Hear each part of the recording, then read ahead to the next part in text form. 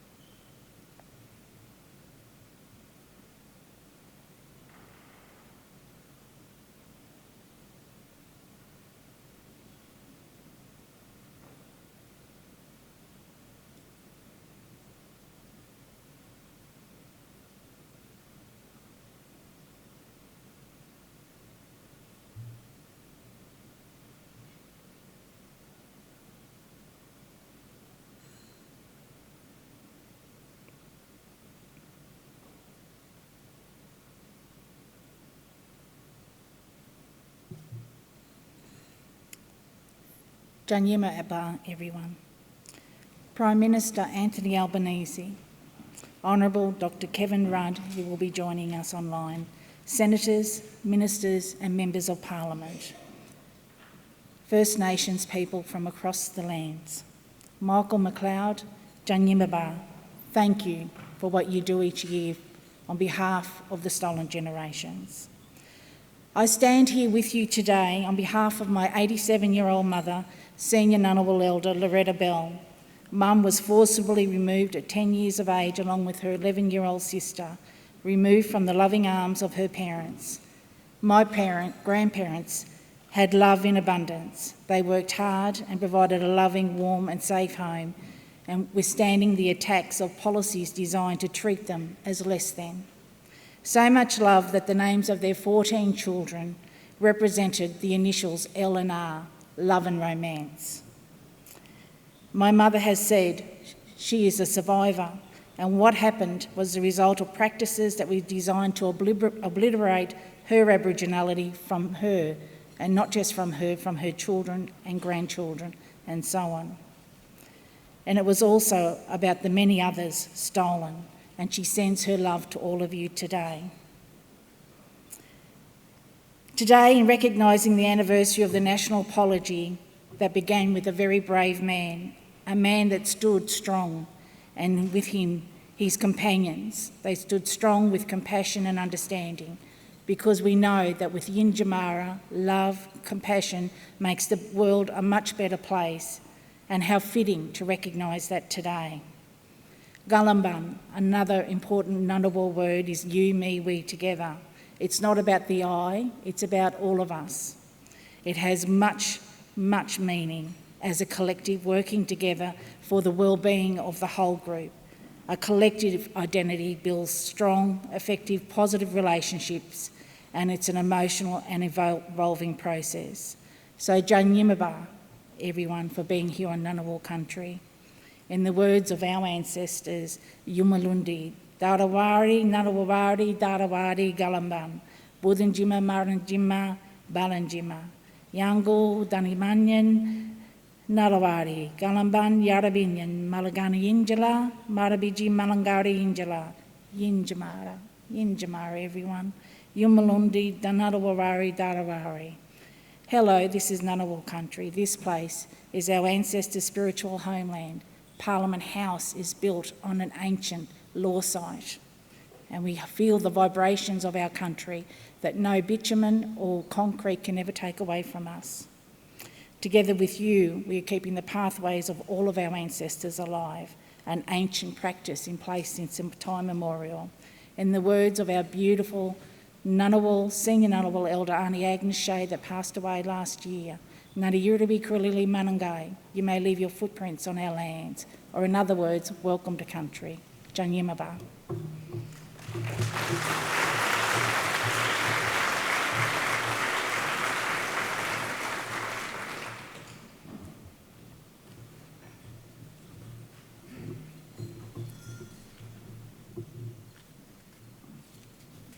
Good morning, everyone. Thank you, Caroline, for your welcome to country, and to David Williams, the Waka man who played us in on the Didge.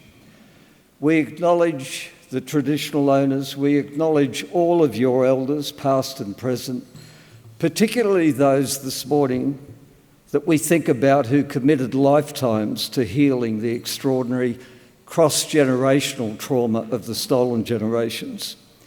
Around our nation, we are all observing with sadness the passing of one of Australia's greatest leaders of the modern era. The O'Donoghue family asked me for you to consider, in lieu of sending flowers, to think of the spirit of those we have lost and to keep up their work by donating to the Lowitja O'Donoghue Foundation, which will open pathways for the young people to take their place in their country. For every Aboriginal and Torres Strait Islander person watching, listening, or here this morning, this 16th anniversary of the National Apology is a deeply poignant reminder of the long-lasting damage that was done, that Caroline has just spoken about, and importantly, the mighty effort that we all must take up to finish the healing, to complete the unfinished business. So you, the First Peoples, are our honoured guests here this morning. A warm welcome to the Prime Minister, the Honourable Anthony Albanese, the Deputy Prime Minister and Minister for Defence, the Honourable Richard Marles, Foreign Minister Penny Wong, Minister for Indigenous Australians, the Honourable Linda Burney, and the Leader of the Opposition, Peter Dutton, Shadow Minister for Indigenous Australians, Senator Jacinta Nappinjimpa Price, and a whole cabinet, many people serving in the government, so many MPs, federal and state here this morning, leading public servants, corporate leaders, and leaders of the organisations that are doing the hard yards, that I won't mention all of your names, but the organisers who bring the stolen generation people together on this important day are appreciative for this measured display of unity. The peak bodies, the Healing Foundation, the Lowitja O'Donoghue Foundation, Reconciliation Australia, they are looking to you today and all of the days ahead to actually look to First Nation building as our first task in this country. We cannot be here this year without also recognising the magnificent effort made by Patrick Dodson to move this nation towards action on the healing, someone who never lost faith in our better instincts and wanted us to unify and get on with building First Nations building. After his retirement on January the 26th, Those who serve in this building will surely miss his wisdom and unfailing belief that we can find a common purpose. Among an impressive list of speakers this morning, for those following this on the media or who cannot read what is in front of you, there are some here this morning who said to me they couldn't read those placards. And that is a small sign of the cross-generational lasting pain of being taken from your family as a child. Among our speakers this morning, we'll hear from the Prime Minister, the Minister Linda Burney, Professor Tom Calma, and they will take up these issues of where we go next, how we heal, how we work together and get on with it. Later we'll hear the message from the former Prime Minister, now Ambassador to the United States, Dr. Kevin Rudd, who was standing by, listening in Washington, D.C. To begin now, it's my pleasure to introduce Deputy Prime Minister and Minister for Defence, the Honourable Richard Marles.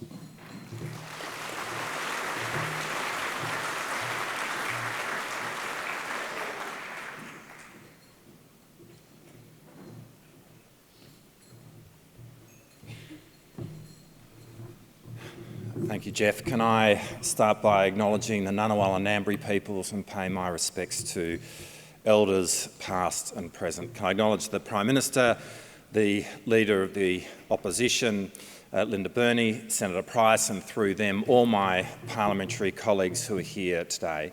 Can I acknowledge our host, Michael McLeod, and the Indigenous leadership of our nation who are present at this morning's breakfast. On the day before the referendum last year, I did an event at the Melbourne Indigenous Transition School with the wonderful Senator Jana Stewart, who is here this morning as well. There are now a number of private schools in Melbourne who offer scholarships to Indigenous Australians and those from remote parts of Australia. And there's been issues around the outcomes of those kids doing those scholarships. And so the Melbourne Indigenous Transition School was established by the Tudor family to provide a means by which kids coming into high school could transition from remote Northern Territory, say, into Melbourne, which is a big jump, and in that way get much better outcomes from their scholarships. As we were there that morning, it was a poignant and emotional scene. We obviously knew which way the referendum was tracking. I think there was a sense for both Jana and I of what was about to play out in the next 24, 48 hours. And yet at the same time, we were amongst a group of kids in years 7, 8 and 9 who were full of enthusiasm about their lives, about what they were learning, about what they wanted to be, about their future. It was genuinely inspiring. And for me, it was inspiring to watch them engage with Jana, a young Indigenous senator who herself is an inspiration to so many. You could see their wide eyes and the way in which they were engaging. It was one of those moments where you knew that they were looking at Jana and this was something they would remember for the rest of their lives. It was in that room a vision of distilled potential. As we meet here this morning on the 16th anniversary of the apology to the stolen generation, as we think about how we come to terms with and digest the result of the referendum last year, for me, that room is the guide. It is actually the light on the hill. It is the beacon of potential of those people, those kids in that room, what they can be and what they can be for our nation, which needs to be our guide as we move forward. And the personification of potential realised is Michael McLeod, and this breakfast actually. Michael himself is an inspiration in terms of where he's come as a member of the stolen generation, but setting up a successful telecommunications business and leveraging that in terms of supporting other Indigenous businessmen and women to have success in their lives through the establishment of Supply Nation. And I can remember, Michael, we were at this breakfast on the first anniversary, it was a much smaller affair at the National Press Club. This is now very much what it should be, the home of the National Apology Breakfast. And I really congratulate you on this event, on all that you've done. I think about...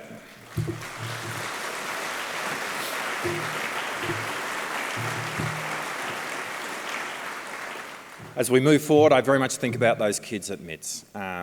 But Michael, you are an inspiration for them as you are for all of us, and thank you for having us here this morning.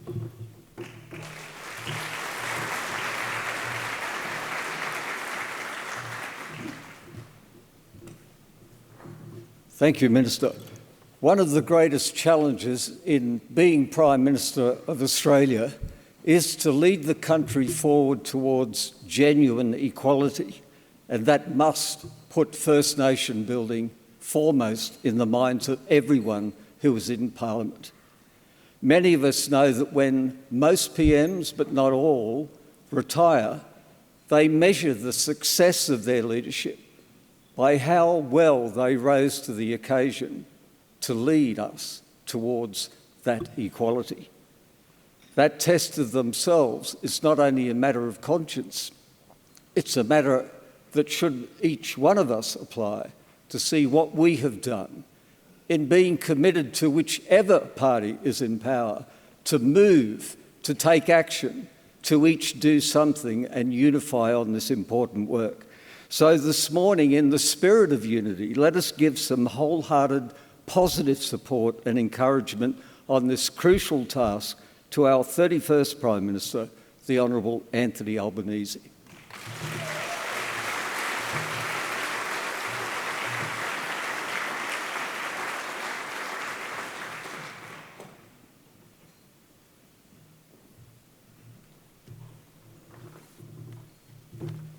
Well, thanks very much, Jeff, and I begin by acknowledging the traditional owners of the land on which we're meeting. I pay my respect to Elders past, present and emerging.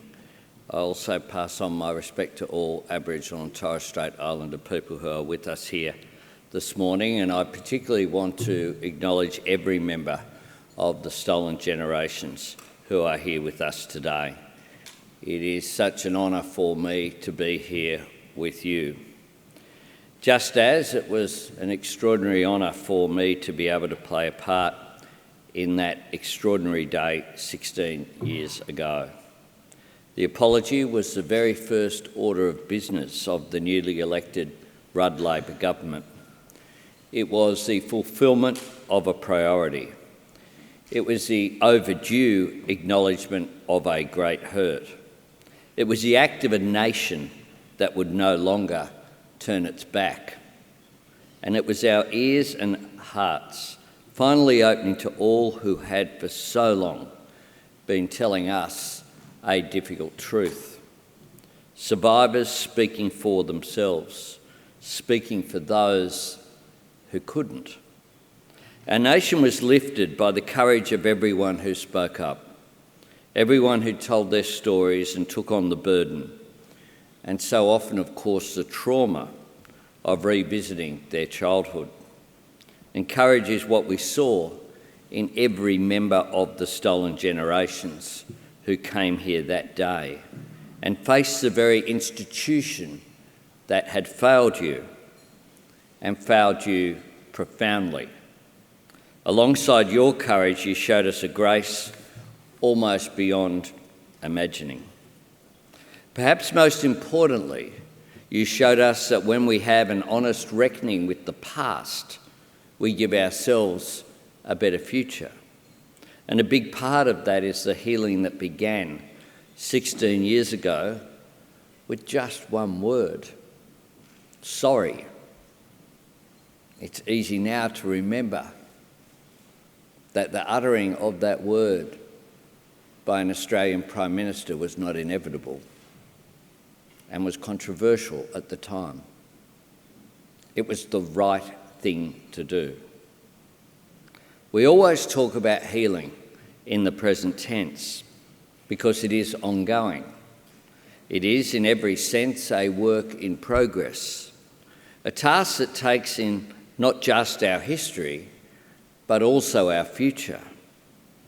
We try to reconcile the past, not as an exercise in blame, but as a necessary step to move forward. You can't know where you're going if you don't know where you've been, to put it really simply. I can tell you there are many moments that I'm proud of as a parliamentarian. That extraordinary day 16 years ago remains my proudest. It was the end of one chapter and the beginning of another. Of course, the new chapter has not been straightforward, a fact that has been emphasised by the latest Closing the Gap report. Closing the Gap and the government's implementation plan have rightly been returned to February. Closing the Gap is part of the new chapter that the apology made possible. They belong together. And when we confront the many challenges in closing the gap, we should always look to the courage of the survivors who have made it all possible. You have our respect and you have our gratitude. We will keep tackling these challenges. The courage shown by my Minister for Indigenous Australians in leading the campaign, along with Patrick Dodson, who we do miss.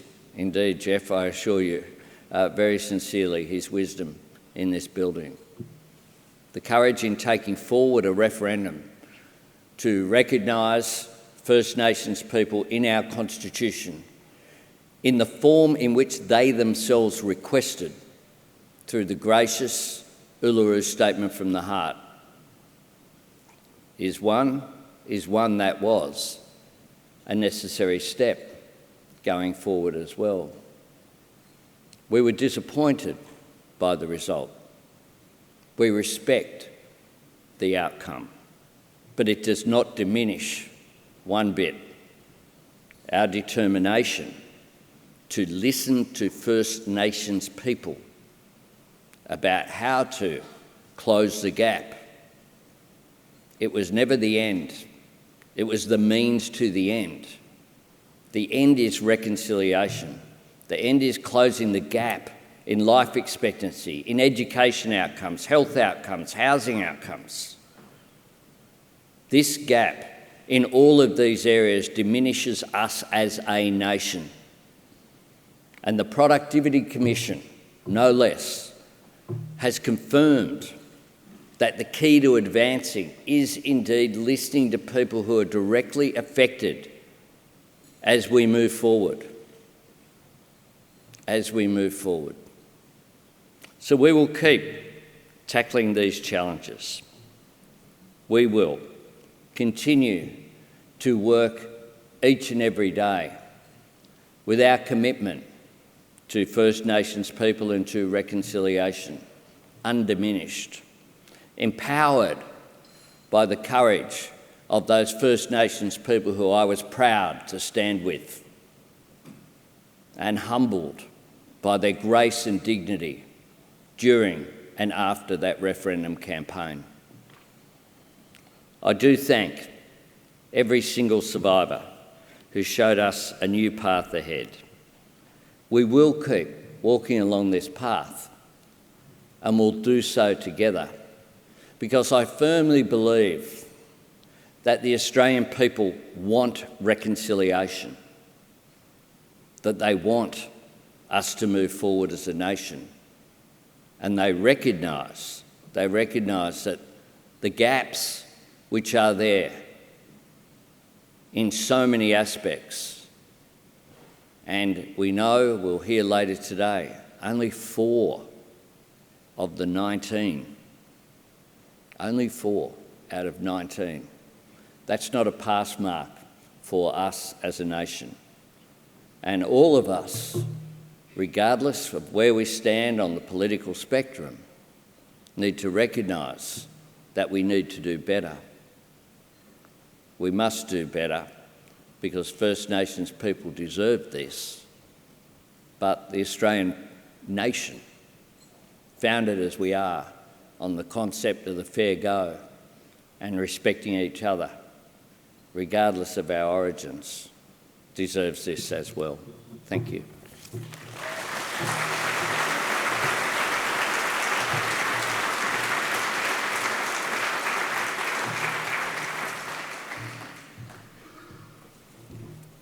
Thank you, Prime Minister.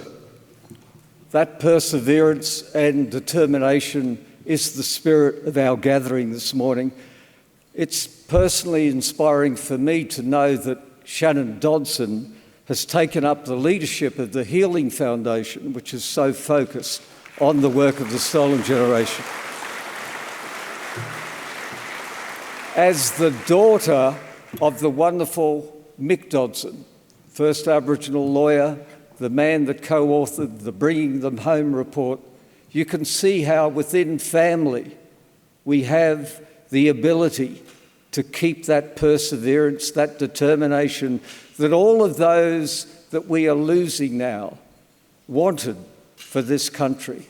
We must see this as a long struggle that we will stay with until we have that unity. Let us give some wholehearted support to every member of the stolen generation at your table here this morning and those in your community at home. Remember that the pain wasn't only that original removal, it is handed on through many generations. We need to know those in our community for them to know us and to share. It's a great privilege to have with us this morning so many of you who have survived, including one man taken from his family at just 3 weeks old. Please welcome Ian Hamm, a Yorta Yorta man from Shepparton in central Victoria, who's going to share with us now some of his story and how he works today to use every breath to try to help others move this country forward. Please welcome Ian Hamm.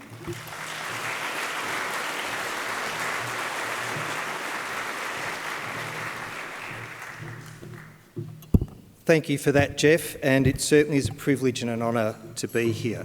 I'd first of all like to acknowledge the Ngunnawal and Ngambri people of the Australian Capital Territory and their elders past and present. Canberra is one of those places that many people come to but don't stay. But it's always comforting to know that there is such a welcoming community and their elders welcome us so generously whenever we come here, and I thank you for that wonderful welcome this morning. There's a couple of things I do want to clear up first. I speak to you today for myself and no one else. I don't think of myself as a leader because nobody died and put me in charge. I certainly don't think of myself as an elder. I would never put myself in the august company of so many people in this room and so many others around Australia. I'm just one of the punters who goes about his business. And most importantly today, I wrote this an hour before I jumped on the plane yesterday, so it's a little bit stream of consciousness, but I have to tell you, I speak from here. Apology Day this year is more important than ever. This year, it is in the shadow of the events of 2023, the referendum. And there can be no denying the relationship between Aboriginal and non-Aboriginal Australia has changed. And we are left trying to find a way forward, unsure of what that means or what direction we should go. It is, though, just another chapter in the Australian narrative, which, over the long tranche of time, has had many high points and many low points. We have made great achievements in science, in medicine, in sport and in industry. Our liberal democracy is one of the strongest, if not the strongest, in the world. It's what makes this place function and ensures that we have a generally balanced and fair country. Equally, though, we have as a nation done cruel and terrible things to our own people. And I'm not talking only of Aboriginal people when I say that.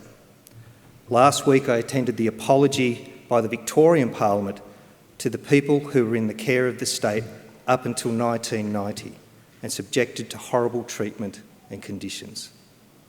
It's perhaps a measure of our maturing as a nation that we're becoming more prepared to own and accept the bits of our national narrative that are unsavoury and uncomfortable, as much as we want to celebrate that which makes us proud and confident.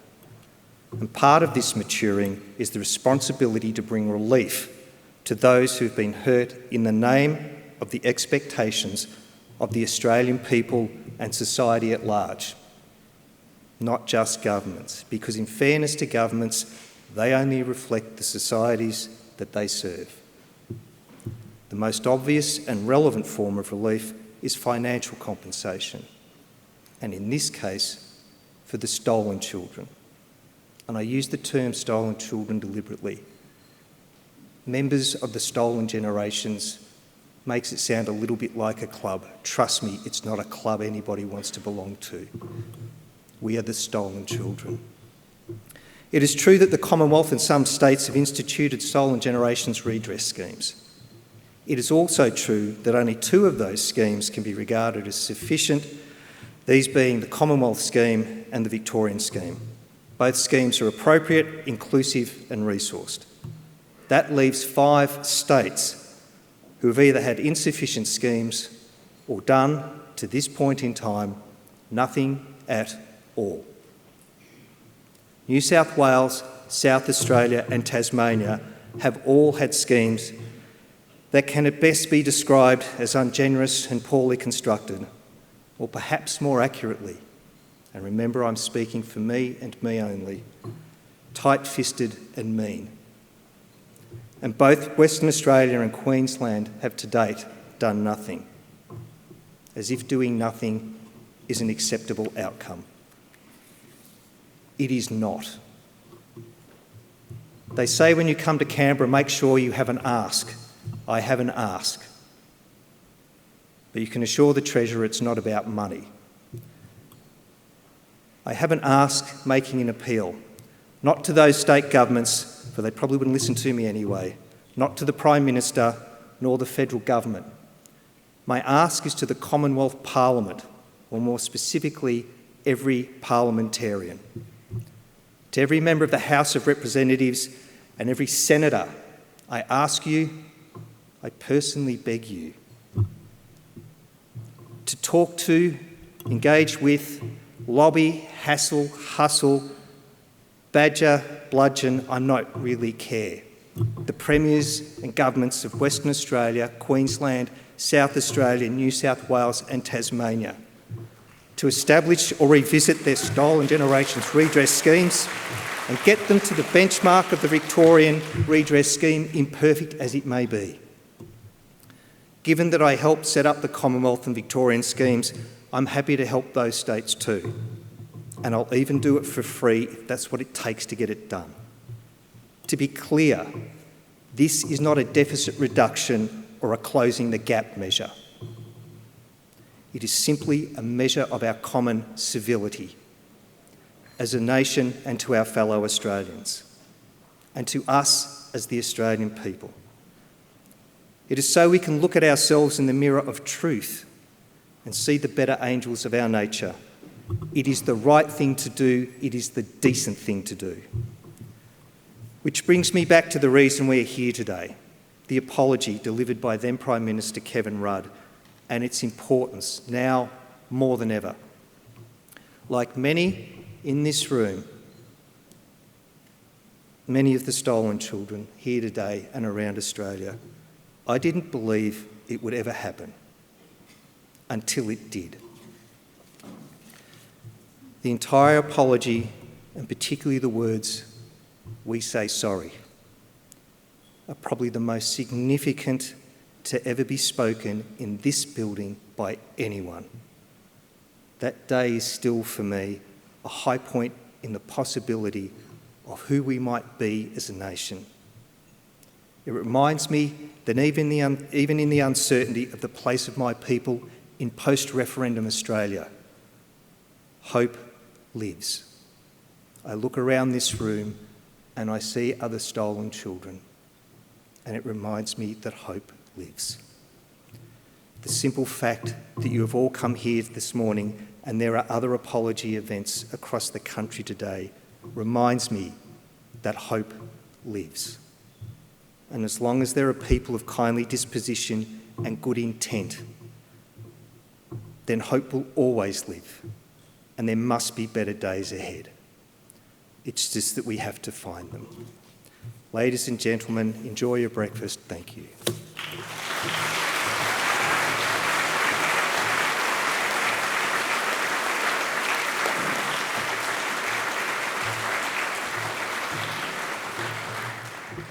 Thank you, my brother, for the passion and the remedy that you've offered us for healing this morning. The music, Joe Guy's song, Yil Lull, that you're about to hear from the Womberang Choir, is for you and every other member of the Stolen Generation a song of healing from country. In the Gugu Yithama language, Yil Lull means sing, and it was on Gugu Yithama country that there was a change of heart by Lieutenant James Cook after the Endeavour had run aground on the Great Barrier Reef. Through the wisdom of the Gugu Yithama elders, their mediation, perhaps some say the first act of reconciliation in the clash of cultures, saved violence on that day. So when you think of Cook, don't argue about statues and inscriptions and the endless culture wars. Think of Joe Guy's song of country, because James Cook from that day wrote into the journal, "These people have no inequality of condition. They are at one with their country." Please welcome the Womberong Women's Choir with Joe Guy's song, Yil Lull.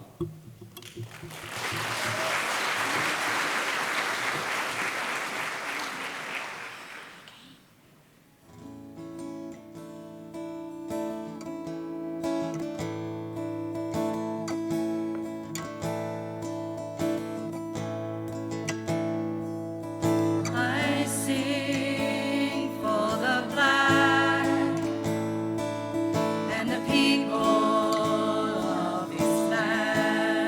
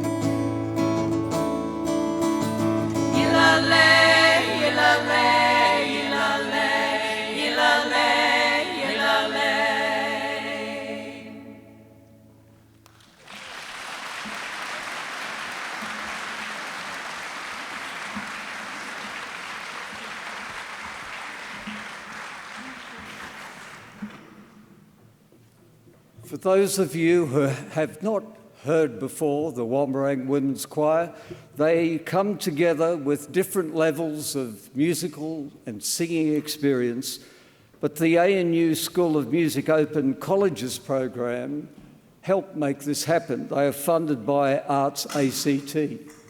And as Archie Roach used to tell us all through his music, there is no better healing than through a great song. Please now enjoy your breakfast, get to know those at your table, and we'll be back in about 25 minutes. Thank you. Ladies and gentlemen, could I have your attention, please? Please find your way back to your table. Thank you. Our next speaker this morning has had a great deal of weight on her shoulders for a very long time, not only through her deep concern to address the removal of Aboriginal children from families, the exhausting campaign of the referendum period, but also her commitment to take up that assessment that we hear from the Productivity Commission, the Closing the Gaps report, of the widespread failure of our nation to improve well-being for so many First Peoples.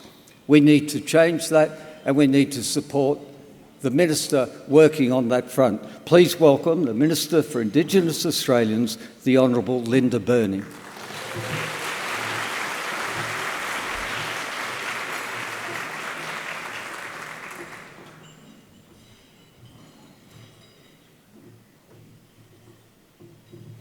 Well, good morning, everyone. It's an absolute honour to be here. Thank you, Karen, for your warm welcome, and I join in recognising Ngambri and Ngunnawal country. I want to also say that it's just so important that we continue to observe these ancient protocols. Thank you, David. I saw you sitting over there somewhere for your didge playing. I love the suit with no shoes. I don't think you'll get away with that all day, but it looked pretty good. So thank you very much. And to Michael McLeod, whom I've known for a very, very long time. In fact, I knew Michael when he was still a teenager, and it's just wonderful to see the Message Stick Foundation and the work that you've done shine across this country. So thank you very much. I'd like to also say that this is such a significant event. I cannot believe it's 16 years on, but here we are. And it's a reminder, this event, for us to pause and reflect on one of the most shameful and destructive chapters in our nation's history. But it is the truth of our nation's story. And we acknowledge the incredible resilience and strength of the stolen generations that are here and across the country. I will never forget that day 16 years ago, sitting in the gallery and looking down onto the house and seeing one of the most generous things I've ever seen. And that was the presentation of the glass coulamon to the Prime Minister and to Jenny McMullen, who sends her apologies for not being able to be here today. I wanted to acknowledge, of course, the Prime Minister, the Deputy Prime Minister, to you, Tom. It's wonderful for you to be here, to Jodie Bruin, to Shannon Dodson from the Healing Foundation, to Senator Price, and of course the Leader of the Opposition. Thank you so much for coming. I also wanted to recognise Deb Edwards. Deb is Lowitja O'Donoghue's niece, and I wore the owl today, Deb, because I knew Aunt would be looking down on us and you would be here. I've described Lowitja, everyone, in the time since her passing, as our grand lady. She played such an instrumental role, not only 16 years ago, but for many decades in this country. Many of the historic moments in this place were in fact her moments as well. And the Prime Minister spoke about his proudest moment as a very, very experienced politician, and that was Kevin Rudd's apology to the stolen generation. And like I say to you, I remember it was like yesterday. It was so long overdue and so profound. And after the apology in the House, I remember walking out onto the forecourt of the Parliament, and Auntie May Robinson was standing there, and she had a photograph, a black and white photograph of an 8-year-old girl with a big bow in her hair. I fell into her arms as she fell into mine, and she said, "Linda, I brought Mummy with me today." And of course, that 8-year-old girl with the ribbon in her hair had been taken to Cootamundra. I think of the apology very deeply, and I think it was a moment where our country finally was able to exhale.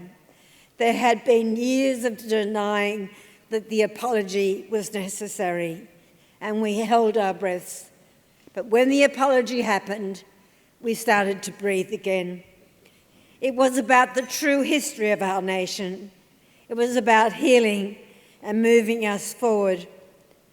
We will continue to support you from the stolen generations, but most importantly as well, your families and the healing process. I do want to pay tribute this morning to the Minister Ken Wyatt for his efforts in setting up the Territory Stolen Generations redress scheme. I think that's really appropriate this morning.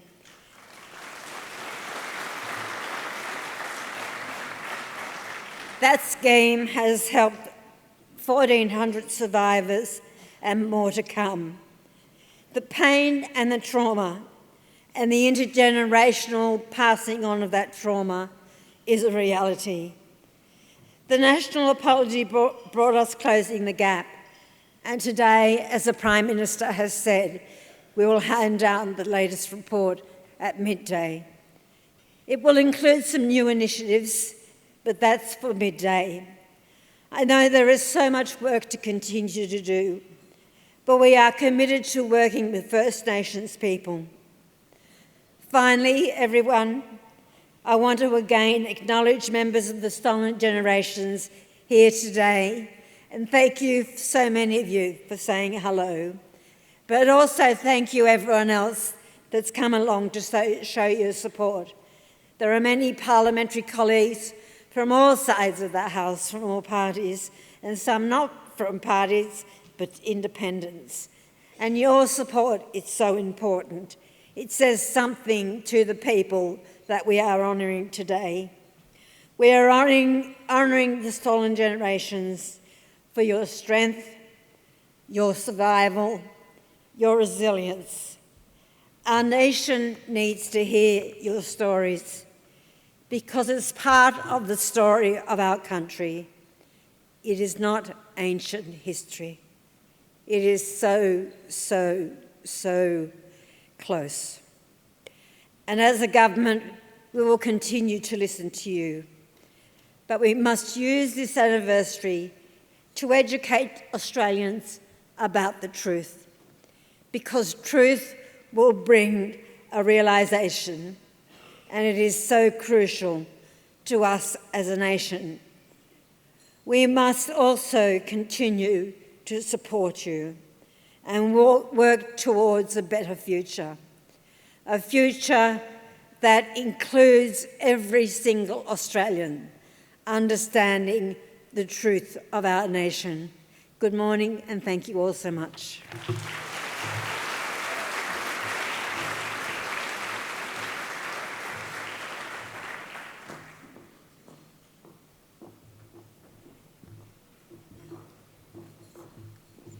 Thank you, Minister.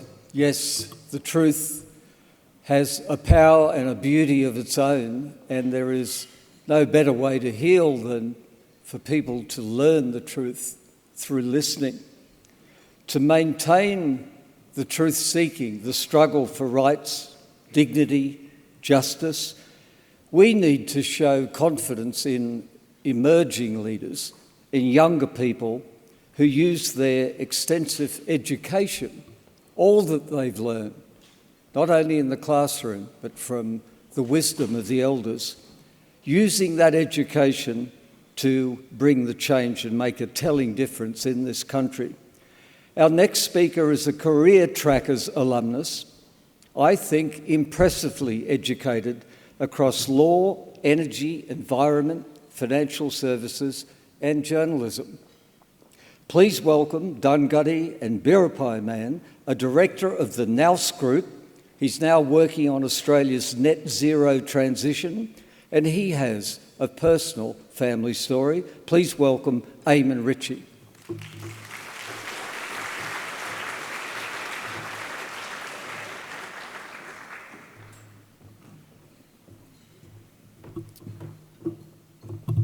Good morning, everyone.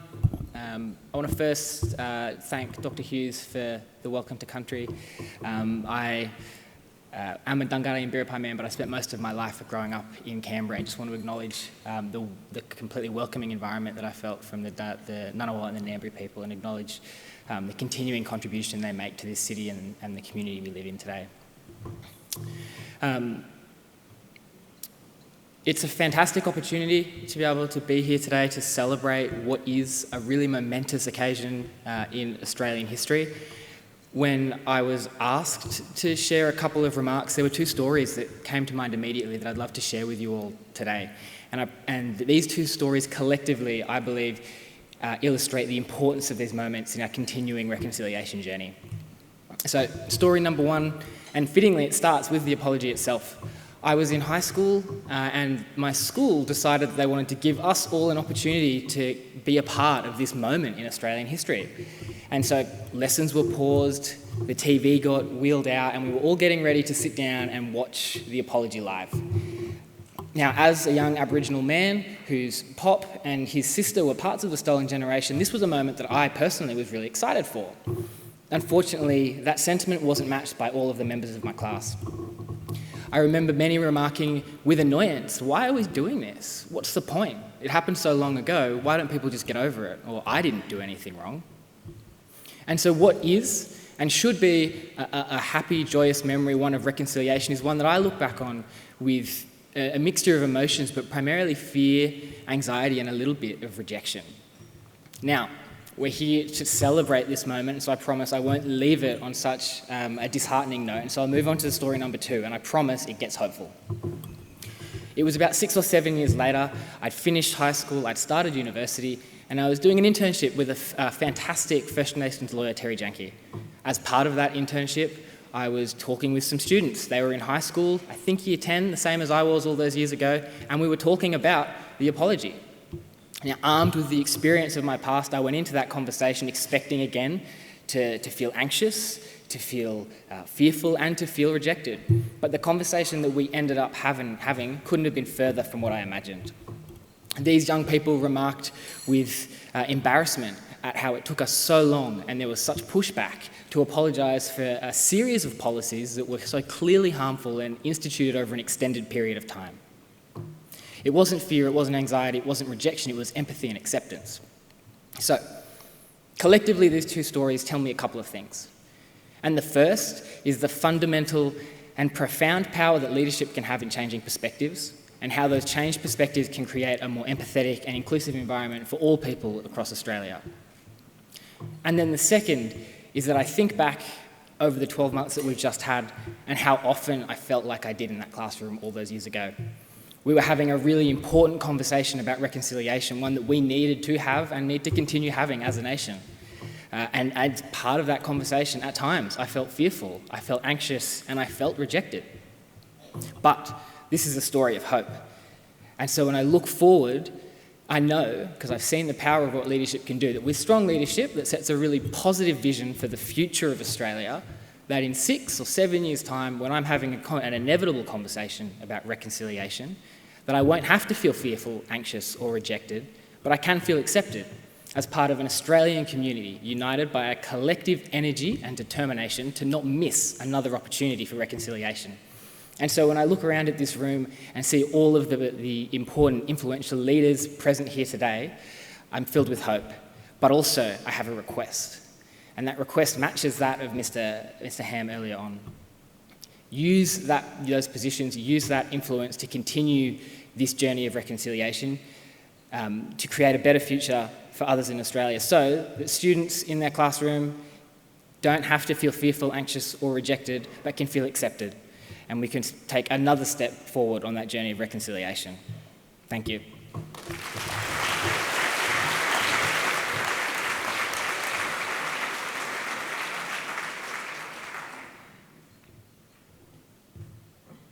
Eamon, thank you.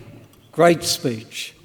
Hope and perseverance. And what you've said is really the essence of our next speaker, the determination and the spirit, one of the most experienced Aboriginal elders to ever grace us in this hallowed hall, is now going to share his thoughts on the work ahead of us. It's hard to talk about a friend and try and tell you in seconds the work this man has put in to the healing, to the closing of that space between us in this nation. Professor Tom Calma AO is an elder of the Kungarakan tribal group and a member of the Iwaja tribal group. His roles in service to this nation are so numerous, but they include National Coordinator tackling Indigenous smoking, member of the Aged Care Council of Elders, the former Social Justice Commissioner, and it was then that Tom provided the formal response on behalf of Stolen Generation people to the national apology.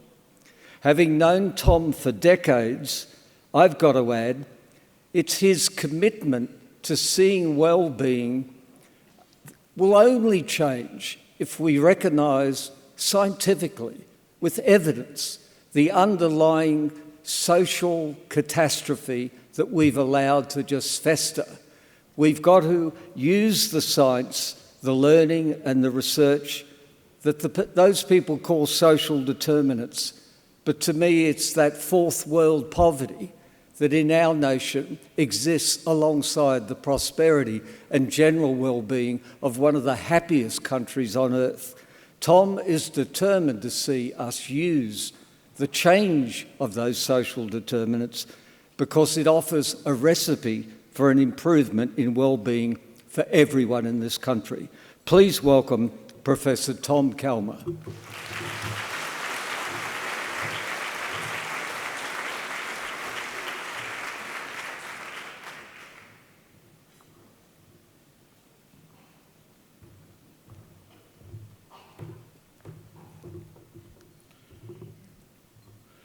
Thank you, Jeff, and it's great to see so many people here. Can I begin by also recognising the traditional owners of the country here, the Ngunnawal people, and pay respects to their elders past and present, and also to recognise their youth, as we should for all youth who are going to be our future leaders, the custodians of our stories, our cultures, our histories and our languages, and it's important that we grow up our next generation.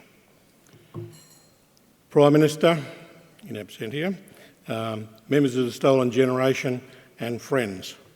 16 years ago, following Prime Minister Rudd's delivery of the national apology, I stood in the members' hall, just on the other side of that wall there, and provided a response on behalf of the Stolen Generations to the PM's apology. In my response, I stated that today is a historic day. It's the day our leaders across the political spectrum have chosen dignity, hope and respect as guiding principles for the relationship with our First Nations peoples. I went on to say, and I quote, the introductory words of the 1997 Bringing Them Home report reads, "The past is very much with us today in the continuing devastation of the lives of Indigenous Australians. That devastation cannot be addressed unless the whole community listens with an open heart and mind to the stories of what has happened and the past, and having listened and understood, commits itself to reconciliation. By acknowledging and paying respect, Parliament has now laid the foundations for healing to take place and for a reconciled Australia in which everybody belongs. For today is not about the stolen generations, it's about every Australian. End of quote.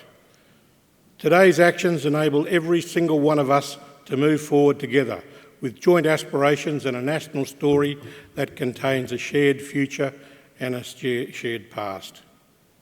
It is a matter of great sadness that the experiences of the stolen generations have been used as a source of division amongst the Australian community since the release of the Bringing Them Home report. There are many individuals who have made their names as stolen generation deniers and rebuffers. This vitriol has re-traumatised many of the stolen generations. It has cast doubt on the integrity of many individuals and ultimately has denied Indigenous peoples our basic rights, human rights of dignity and decency. 16 years on, and vitriol still rears its ugly head, but fortunately only by a few diehards who are not attuned to the broader Australian population. The majority of people are surveyed by Reconciliation Australia's 2022 Reconciliation Barometer indicated that almost all Australians, Aboriginal and Torres Strait Islander peoples and general community members believe the relationship between each other is important. Nearly all Australians want Aboriginal and Torres Strait Islander people to have a say in their own affairs, with a significant increase in support for a treaty. Mutual trust between First Nations peoples and other Australians is strong, and a majority believe it is important to undertake formal truth-telling processes in relation to Australia's shared history. These findings broadly correspond with ANU's post-referendum survey that found that Australians are not against the idea of constitutional recognition in general. If the referendum was just about recognition, those who would vote yes outnumbered those who would vote no by a margin of almost 5 to 1. The survey indicated support by around 8 in 10 Australians for reconciliation, for the importance of Aboriginal and Torres Strait Islander peoples having a voice or a say in matters that affect us, for truth-telling processes, and for celebrating pride in First Nations cultures. The data suggests that Australians think that Aboriginal and Torres Strait Islander Australians continue to suffer levels of disadvantage that is both caused by past government policies and that justifies extra government assistance. The 2008 National Apology coincided with the Council of Australian Government's pledge to close key gaps and recognised that a concerted national effort was needed to address Indigenous disadvantage in key areas.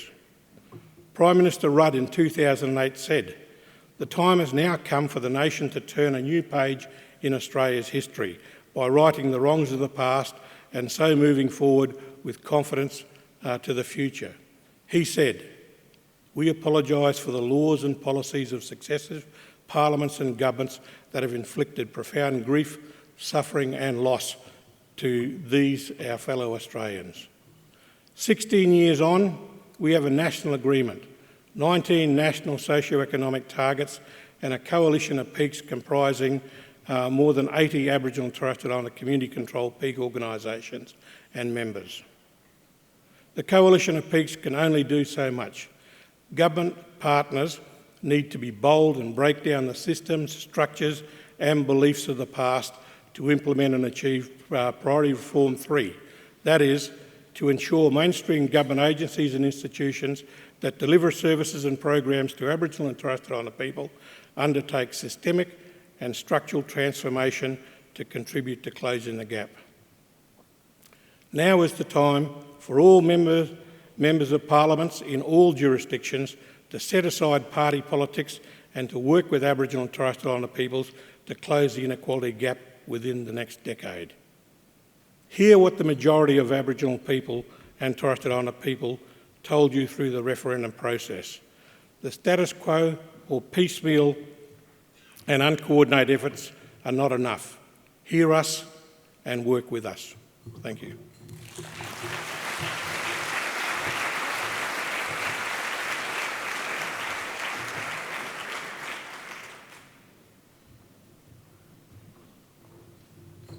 Thank you, Professor Kalmer.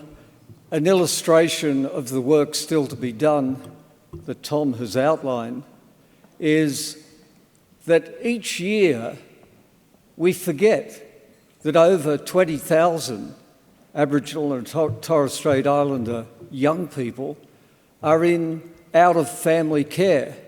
And grandmothers against removal in this room this morning will tell you they have raised that issue year after year, but still as yet, as a nation, we haven't risen to the unity that is necessary to listen and then act, guided by what Aboriginal and Torres Strait Islander people advise us to do, to stop this ongoing removal, juvenile justice, incarceration, suicide, premature death. That is part of the historic story, but at the rate of removal today, we are regenerating stolen generations. It's a day for hope, but we must be realists at the same time and ask ourselves, what can each one of us commit to help, to listen, and to act? Can Australians find unity as we did on that day of then Prime Minister Kevin Rudd's first national apology? We're going to revisit his historic words of commitment and then hear from Dr. Rudd, now Australia's ambassador to the United States, with a cross to Washington, D.C. First of all, here are the words of the national apology. Today we honour the Indigenous peoples of this land. We apologise for the hurt, the pain and suffering we, the Parliament, have caused you by the laws that previous Parliaments have enacted. We apologise for the indignity, the degradation and the humiliation these laws embodied. We offer this apology to the mothers, the fathers, the brothers, the sisters, the families and the communities whose lives were ripped apart by the actions of successive governments under successive parliaments. So let us turn this page together. Indigenous and non-Indigenous Australians, government and opposition, Commonwealth and state, and write this new chapter in our nation's story together.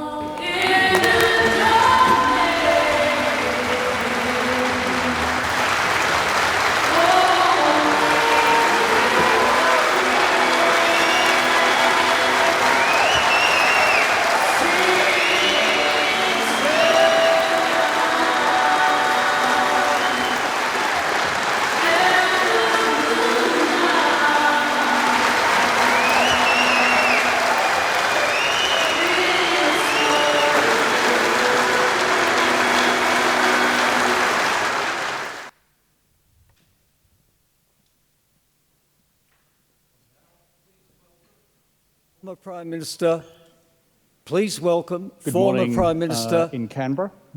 and Ambassador to the United States, Dr. Kevin Rudd. Thank you, Jeff. Good morning in Canberra, good evening from the United States. I honour the first Australians on whose lands we meet and whose cultures we celebrate as the oldest continuing cultures in human history.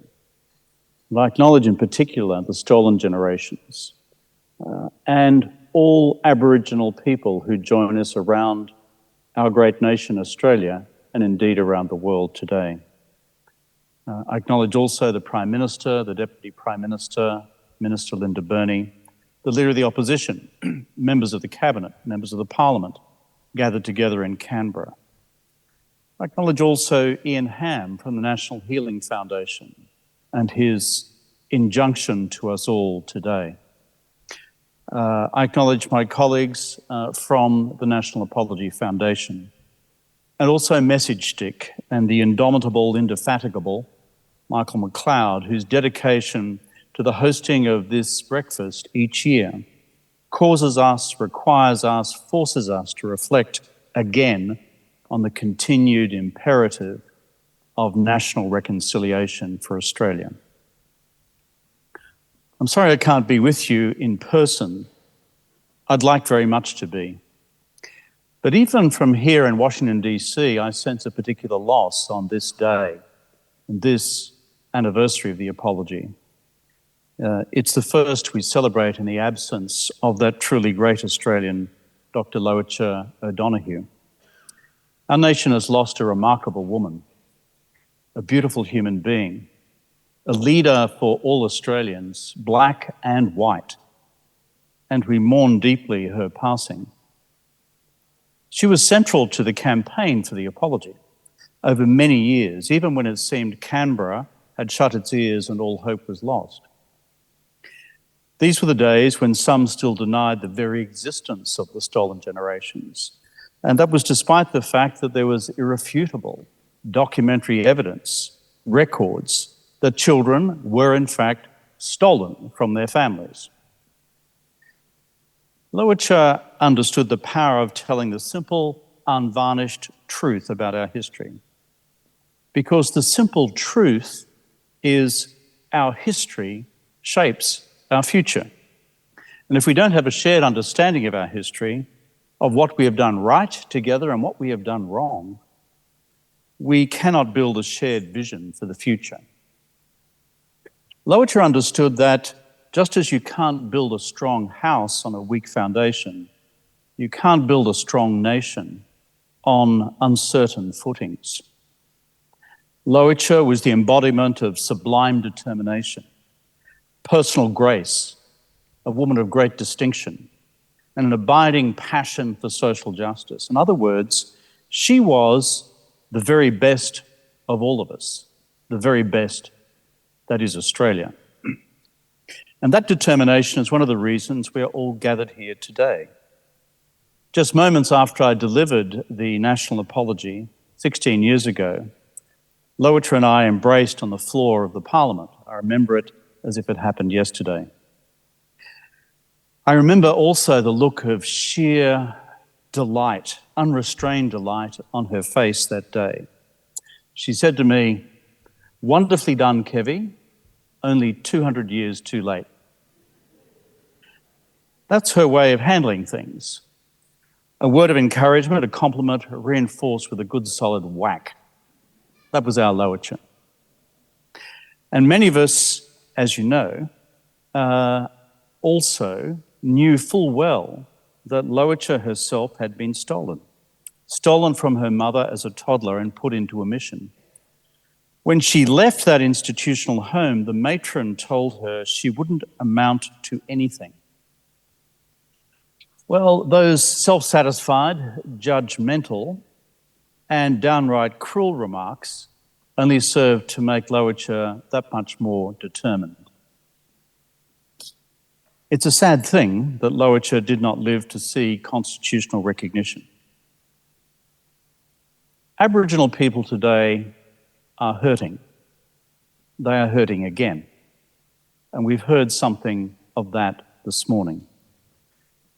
There are now fresh wounds, and these wounds are still very raw. And for this, I am saddened, and I am sorry for the further pain that has been caused our Aboriginal brothers and sisters.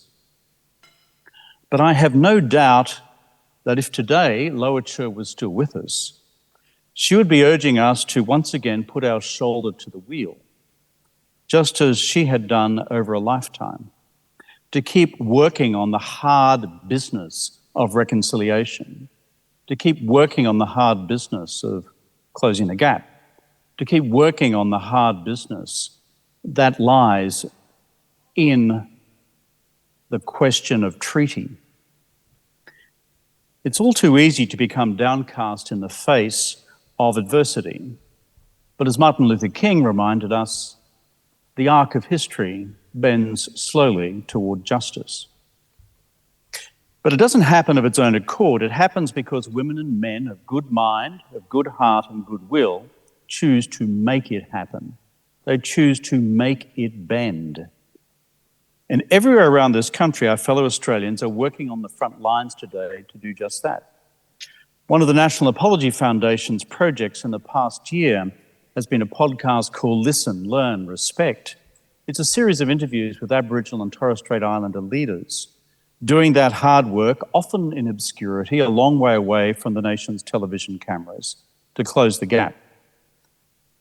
I'm grateful to the Foundation's co-chair, my daughter Jess, for leading and hosting this project.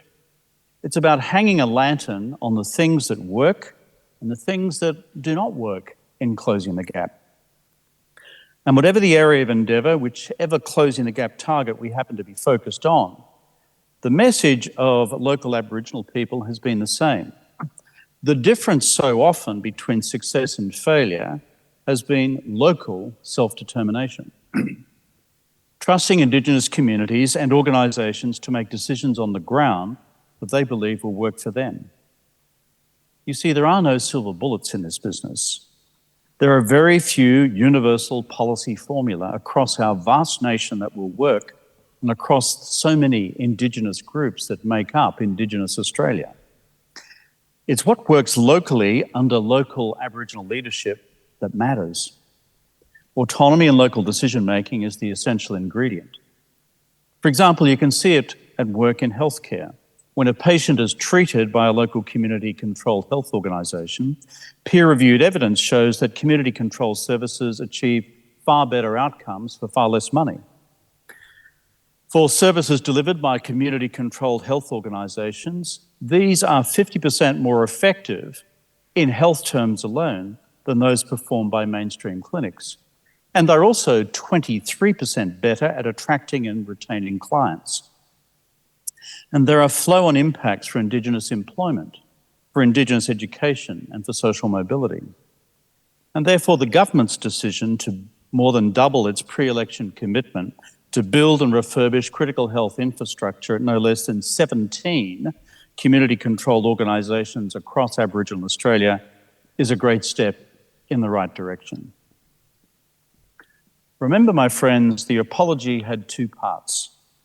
First, an acknowledgement of and acceptance of our troubled history. I take great solace from the knowledge that my grandkids have a far better appreciation of Australia's Indigenous past than my own kids had at their age. And that is miles ahead of what I learned at primary school in country Queensland way back in the Mesolithic period. That's when I was at school, where frankly these things were never discussed at all. And also now the Australian states will undertake their own truth-telling and agreement-making processes. And so we're about to learn a lot about massacres we've never heard of the killing spread of infectious diseases brought by Europeans, and of the forced removal of Indigenous peoples from their ancestral homes to parts of the country with which they had no connection at all. This truth-telling is the foundation to the second part of the apology, which is closing the gap. Because an apology is only made up of meaningless words unless it's accompanied by action in the real world. And that work is now being done by the nation's governments, corporations and philanthropists to enable and empower local Aboriginal communities on the ground to get on with the hard business of closing the gap in reality. The Australian voting public have decided not to empower local voices with a national voice to advise the National Parliament. That adds to the need for political leaders gathered in Parliament House today to find those voices and to listen to them. And we've heard one of them this morning in Ian Hamm's comments as he addressed the gathering earlier. I would urge everyone on all sides of the political divide to do just that, to find your local Aboriginal voices, to listen carefully and to respond. Because as Lower O'Donoghue showed us, by her remarkable life, we can never give up. Perseverance was Lowich's signature strength. Let it be our strength as well. When one of us falls, it's up to the rest of us to pick up the ball and keep running, and running and running and running until this race is one. Only then will the arc of history still bend towards justice in our land, Australia. I thank you.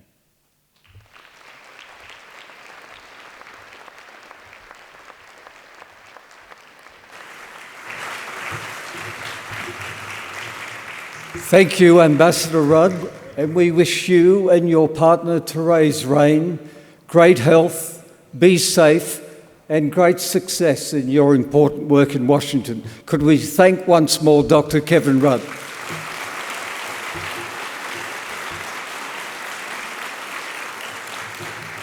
And as Dr. Rudd said, this gathering each year would not be happening without Michael McLeod and his Message Stick team, and I would call on Michael to come and offer a vote of thanks to you all for being part of this ongoing work together. Please welcome Michael McLeod.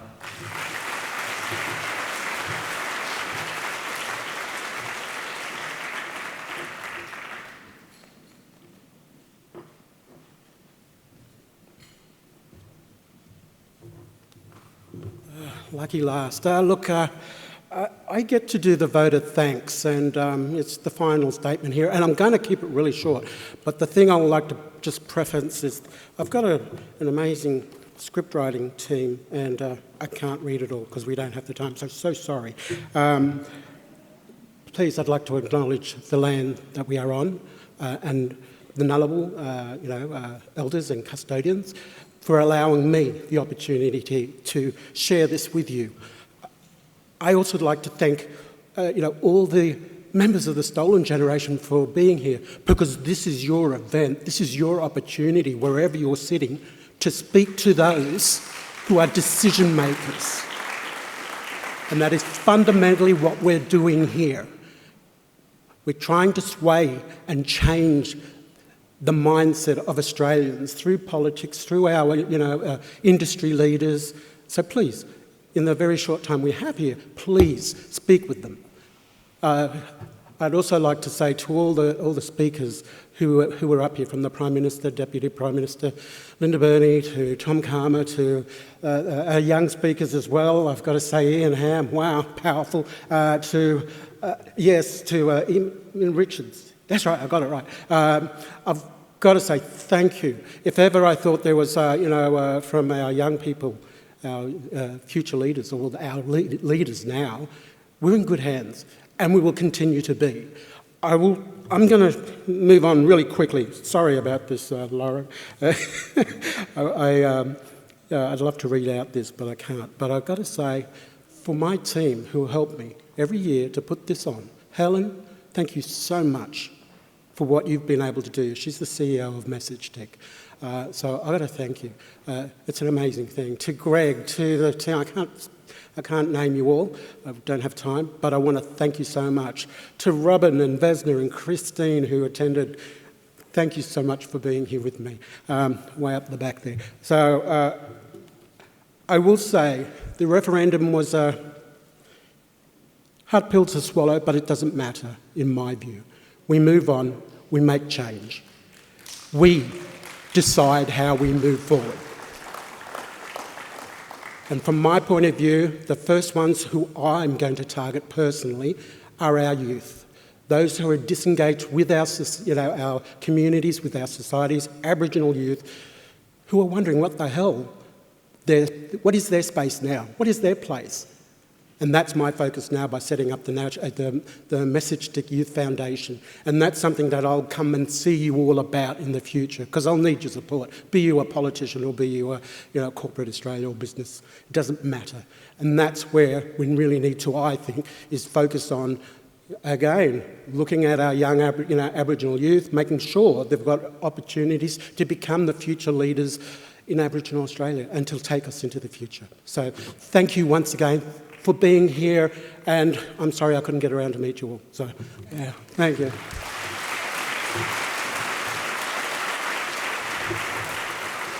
And so sorry, Jeff, you're amazing. You do it every year, so thank you. Okay.